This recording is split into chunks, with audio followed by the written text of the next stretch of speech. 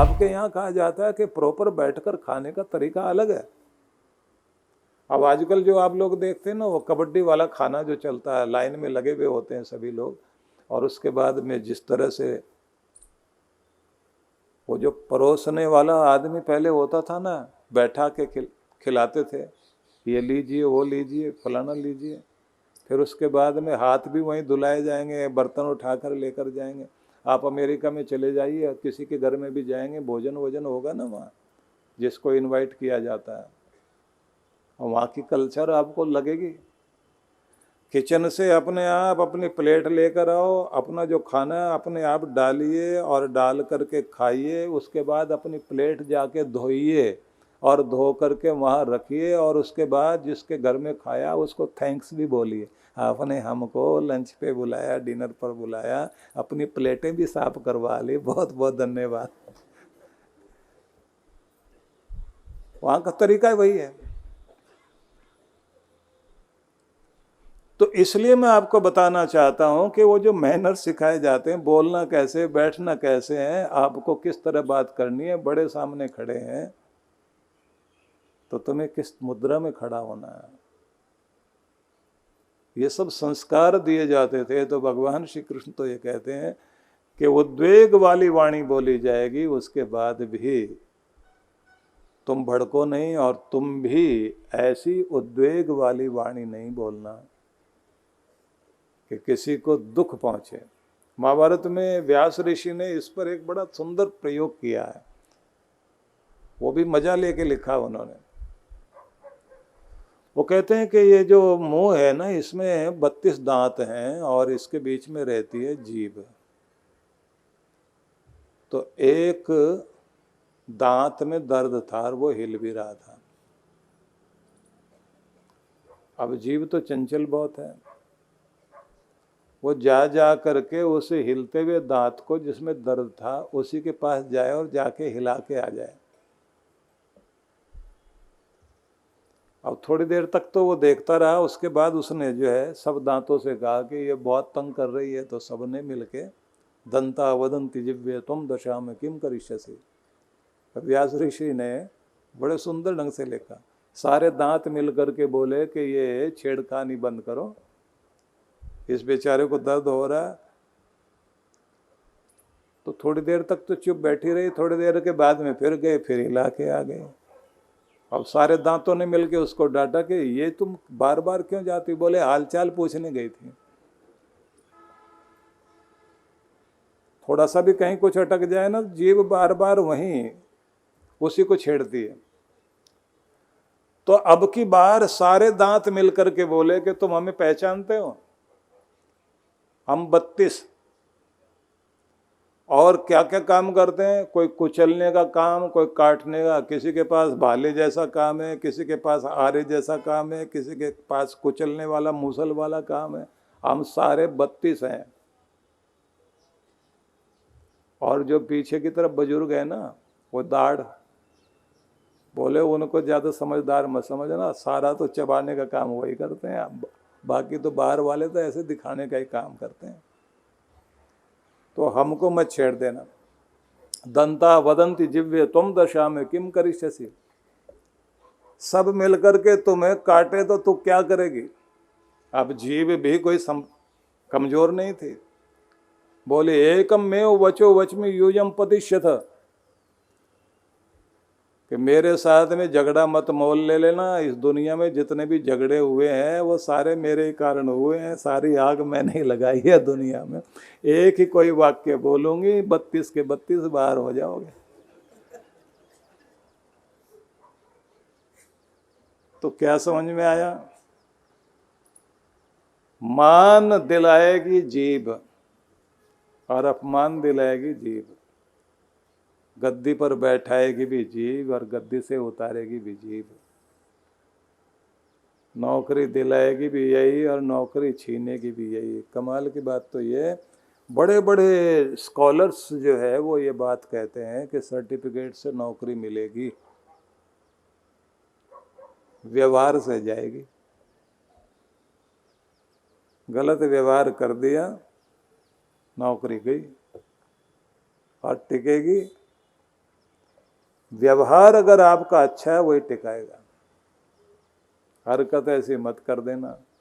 तो कृष्ण भगवान क्या समझा रहे हैं आपको, तपस्या क्या है? वो कहते हैं यही तप है, जीभ संभाल लो, अनुद्वेग करम वाक्यम, भड़काने वाली भाषा का प्रयोग, शब्दों का प्रयोग नहीं करो, और बोलना हो सत्यम प्रिय हितम चयत, जब भी बोलते हो सत्य हो, लेकिन लेकिन लेकिन प्रिय हो, प्यारा हो। फिर कहा कि इतना ही नहीं, हितम चयत, हितकारी हो। सच को भी बोला जाए लेकिन बंडा फोड़ नहीं। कई लोग सच के ठेकेदार होते हैं, 4 आदमियों के सामने आदमी को जाके अपमान करेंगे और ये कहेंगे सच ही तो बोल रहा हूं। तुम्हारा सच बोलना भी होना चाहिए, प्यारा भी होना चाहिए, लेकिन उससे भी ज्यादा अपना नहीं, उसका हित ध्यान में रखकर, और इस तरह से बोलना उसका अपमान ना हो, उसके अपने बन जाओ, जैसे उसकी आत्मा उसको बोल रही हो। तो इसलिए अकेले में प्रेम से उसके होकर जब आप सलाह देते हैं तो वो सलाह उसका भला करेगी। इसलिए कहा जाता है भले ही कड़वा बोल जाए, लेकिन जो सुधारे और सही दिशा में लेकर जाए वो कभी गैर नहीं हो सकता। मीठा बोल बोलकर गलत रास्ते पर ले जाकर आपको ऐब लगा दे, वो कितना भी प्यारा लगता हो, वो दोस्त कभी नहीं हो सकता। उससे बड़ा दुश्मन दुनिया में कोई नहीं है जो आपको मीठा बोल बोलकर ऐब लगाए, गलत तरफ लेकर जाए, वो अच्छा नहीं। लेकिन जो कड़वा बोल करके भी आपको सही राह पर लेकर आ जाए, उससे बढ़कर सगा दुनिया में कोई भी नहीं। लेकिन बोलने का भी तरीका होना चाहिए। तो भगवान इस बात को कहते कहते आगे फिर कहते हैं, अब स्वाध्याय अभ्यसनम चैव, आत्मचिंतन करना और अच्छे ग्रंथों को पढ़ करके अपनी वाणी में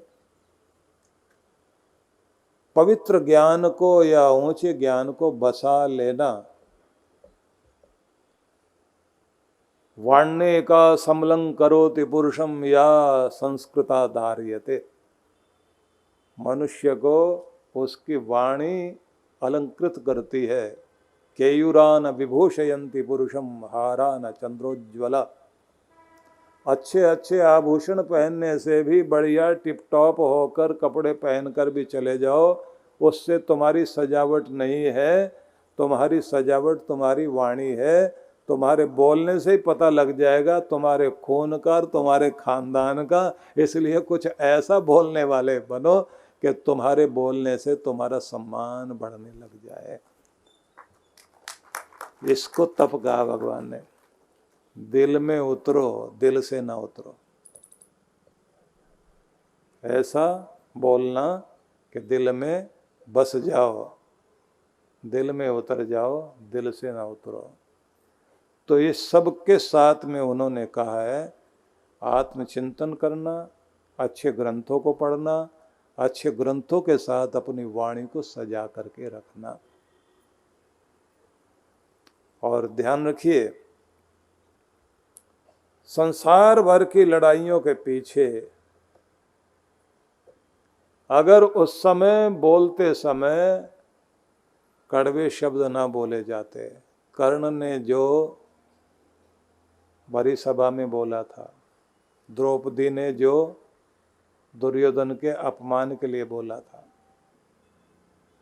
भीम ने जो शब्द खराब कहे थे, सारी कथाएं कहने की आवश्यकता नहीं। समझौता होने के बाद भी पूरा दोनों पक्षों के बीच में सारी बात बन गई थी। खांडोप्रस्थ बसा दिया गया, राजसु यज्ञ हो रहा है, 2 परिवारों का जमीन जायदाद को, राज सिंहासन को लेकर झगड़ा था ना। कौरव पांडवों का झगड़ा शांत करने के लिए बड़े बुजुर्ग बैठे, सबने एक बात कह दी कि भैया ऐसा करें कि इनको खांडोप्रस्थ वाला जो एरिया है वो दे दिया जाए, जिससे पांडव लोग जो है वहाँ रह लें और अपना गुजारा कर लें। खांडोप्रस्थ को ही बाद में कृष्ण भगवान ने नाम दिया इंद्रप्रस्थ। इंद्रप्रस्थ को बाद में नाम आ गया दिल्ली। और उस समय ये कहा गया था कि वो क्या जमीन है जहाँ का पानी ठीक नहीं है, जहाँ फलदार जमीन नहीं है, पानी मिठास से भरा हुआ नहीं है, लोगों का व्यवहार भी थोड़ा, बोली भी अच्छी नहीं है, थोड़ी कठोर बोली, और उगता कुछ नहीं, झाड़ जंकाड़ है। लेकिन उन्होंने अपने परिश्रम से उसको भी सुंदर बना लिया। लेकिन वो सब सुंदर बनाया, वहाँ से फिर चिंगारी शुरू हो गई, जहाँ मजाक उड़ा दी गई।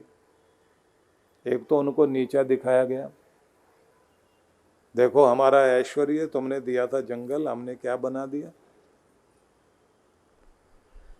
फिर ऐसी रचना कि जहाँ दुर्योधन जा रहा है तो वो टकराए बार बार दीवारों से। कहीं एक जगह वो पानी दिखाई दिया और कपड़े ऊपर उठाकर चलने लग गया। सहेलियों के साथ खड़ी हुई है द्रौपदी, वहाँ से टेढ़ी नज़रों से देख रही है, हंस रही है। और जब वो जाकर के जहाँ दरवाज़ा दिखाई दे रहा था वहाँ से बाहर जाने लगा और उसका सिर टकराया, तो उसके बाद बहुत जोर से हंसी द्रौपदी। और उसके बाद भीम ने एक शब्द बोला था, ये द्रौपदी ने नहीं बोला, भीम ने बोला, अंधों का अंधे का अंधा बेटा। अब ये शब्द था वो जिसने वो समझौता सारा खत्म कर दिया। और वहीं से कसम खाई कि अब मैं इनको दिखाऊंगा। तो मजाक कितनी भारी पड़ती है। घर घर में यही तो सब चलता है। कृष्ण भगवान कहते हैं जंगल में जाके तप करने की जरूरत नहीं, जबान संभाल लो अपनी, आपके घर में इससे बड़ा तप क्या हो सकता है, जिंदगी संभल जाएगी आप। गुरु बिन ज्ञान न होत है, गुरु बिन दिशा अजान, गुरु बिन इंद्रिय न सधे, गुरु बिन बढ़े न शान। जीवन का पथ जहां से आरंभ होता है उस मार्ग को प्रकाशित करने वाले गुरु ही होते हैं। गुरु वो दिव्य सेतु हैं जो हमें परमात्मा से जोड़ते हैं और आत्मा को उसके वास्तविक स्वरूप का साक्षात्कार करवाते हैं। गुरु के दर्शन मात्र से ही आपका भाग्य बदल जाता है।